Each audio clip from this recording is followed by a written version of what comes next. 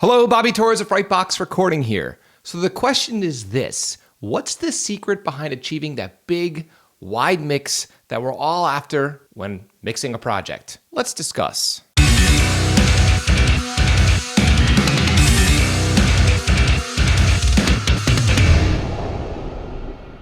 So without any further ado, I'm going to play for you an actual audio sample of a project that I mixed for a client that I feel has a nice, wide, big stereo image, and then we're going to dissect and I'm going to reveal to you my secret behind achieving a wide mix. Let's take a listen.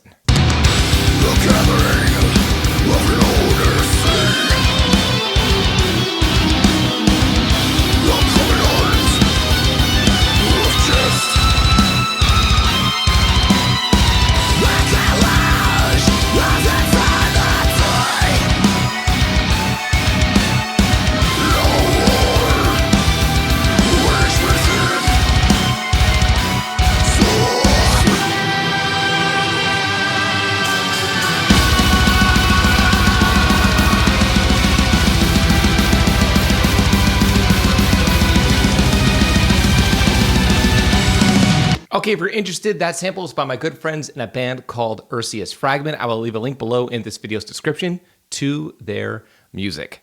So as you can hear, it's a nice, wide, pro-sounding mix. As a matter of fact, I can't imagine it being any wider. If it were any wider, it would probably be very distracting. And this is a question that I get all of the time. People ask me about what stereo widener plugins they should use or which ones I use. They ask me about MS Technique or mid-side technique, treating the center separately from the sides and applying all this stuff to your master fader to achieve a wide mix.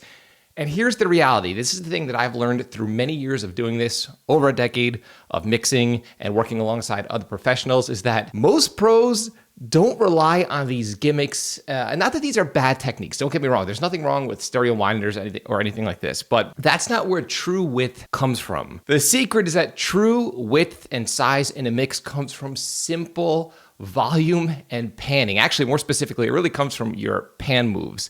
And the truth is, your panning doesn't have to be complicated. As a matter of fact, let's dive into this mix for a second and let's look at a lot of my pan moves here, okay? Kick is up the center. We have a stereo track for my kick room sample. Snares up the center. My live snares up the center. My ghost snare track is up the center. All these snare tracks are up the center. My toms are panned in a little. My rack tom is panned 25% to the right. Tom 2 is 30% to the left. And my floor tom is around 70% to the left. Overhead, left and right are hard panned. My ride cymbal's hard panned. My splash cymbal is up the center. Okay, so all of my drums are pretty much hard panned outside of my tom tracks. My bass tracks are panned up the center. My guitars are hard panned. My solo track is up the center and my stereo solo tracks are hard panned. Vocals are either up the center or hard panned. My keyboard tracks are either up the center or hard panned. Okay, yes, I have a mix sound of an orchestral track, which again, everything is hard panned. Here's the other mistake that a lot of newbies make, and I don't know what it is. I don't know if this is something that people are learning from the internet or what the story is, but people are scared to hard pan their instruments, which is just unnecessary. It's an unnecessary fear that a lot of people have. And the truth is, most pro heavy mixers, for example, Chris Lord-Alge or someone like Jordan Valerian, they use LCR mixing, which is pretty much things are either completely hard left, up the center, or hard right. And this is the exact way that I mix. The benefit of this is that by keeping things either hard left, up the center, or right, is that you do then have extra space in between if you need it. But to be honest with you, I rarely do.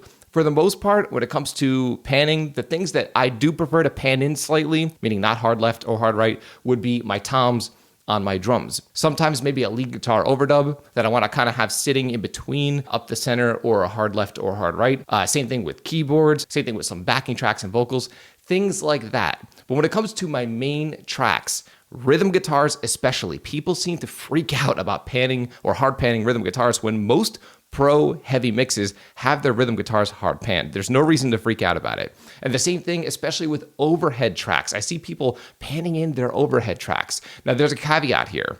If you're mixing programmed drums, That's different because programmed drums, sometimes things can sound really separate and strange. But when it comes to live drums, you have to remember that if you're recording a relatively medium to small size kit and not some massive Iron Maiden sized kit, you're going to have a lot of crosstalk between your left and right overhead tracks, meaning a lot of the information that's coming through your left overhead track is coming through your right overhead track as well. And there's no reason to pan them in. You're just going to be cluttering up the center image or the center of your mix. And that's the secret, is to not be scared to hard pan your instruments and to use a simple LCR mixing approach. It's what I've been doing for years. I don't use any stereo wideners, even in mastering. I don't use any MS processing or anything like that. I just utilize basic EQ, compression, saturation, and LCR mixing, with a few exceptions like maybe some overdubs and my toms. And that's how I end up with wide sounding mixes like the one that you heard in this sample. So I'm curious to know, do you freak out about hard panning your guitars or hard panning your cymbals? Do you think there's some magic plugin or stereo width plugin or MS technique that you need to be using to achieve that pro wide sound that most pro mixes display? Leave a comment in the comment section below and let me know about your technique and what you've been doing. I'd love to hear it. And also, if you're looking to improve the sound of your productions for real, I don't care if you're using an analog console, outboard gear, stock plugins, overpriced, expensive plugins, Logic, Reaper, Cubase, a tape deck. It really doesn't matter. What matters is how well you understand basic EQ and compression. And because of this, I'm offering direct access for right now to my crisp and clear heavy mix formula. The heavy mix formula is comprised of 3 primary components: an EQ and compression mixing cheat sheet in the form of a PDF that you can reference at any time throughout your mixing process. The PDF contains clickable links to private mixing tutorials that I share for all of the main instruments featured in most heavy mixes, and each tutorial comes with a multi-track download so you could download the exact same files that I'm mixing in the trainings so you could practice your mixing by mixing along with me. For right now, the Crisp and Clear Heavy Mix formula is absolutely free, and you could have direct access by clicking the link below in this video's description. If you found this video helpful, like, comment, subscribe, and share. And do not forget to click the little bell icon so you can be notified every time I upload one of my weekly videos on all things metal and rock production. If you're interested in some Frightbox swag, I've got t-shirts, mugs, and a ton of other cool stuff on the way. There's a link below to the Frightbox merch store in this video's description. Until next time, happy mixing.